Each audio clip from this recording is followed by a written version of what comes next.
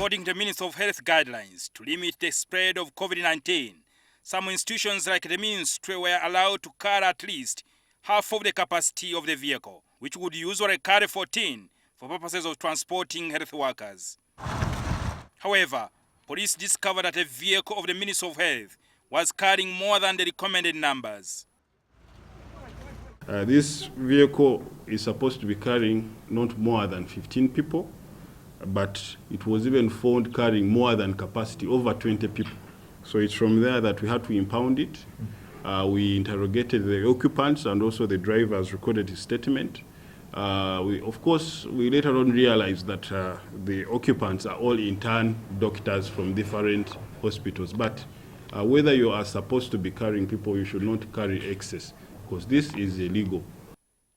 The Minister of State for Internal Affairs, Obiga Kania, said the government's guidelines on COVID-19 do not exempt the Minister of Health. They are still subject to the standard operating procedures.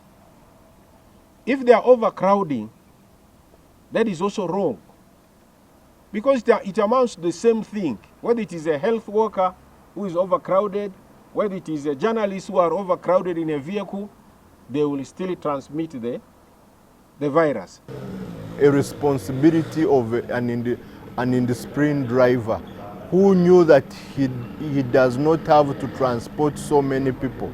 If there were health workers going to the hospital to work, they needed to have a smaller number and ensure that they are observing social distancing. The driver of the van, Emmanuel Ajog, who was taking intern doctors to various hospitals, has been arrested. If your vehicle is supposed to carry 15, put 7. Half the number that is expected to be in the motor vehicle, so that we can all fight the COVID-19 pandemic together. Police has also impounded a vehicle belonging to Kampala Capital City Authority. This was supposed to be carrying 5 people, but all the seats were full. So it was also stopped and impounded. Jingo Francis, NTV.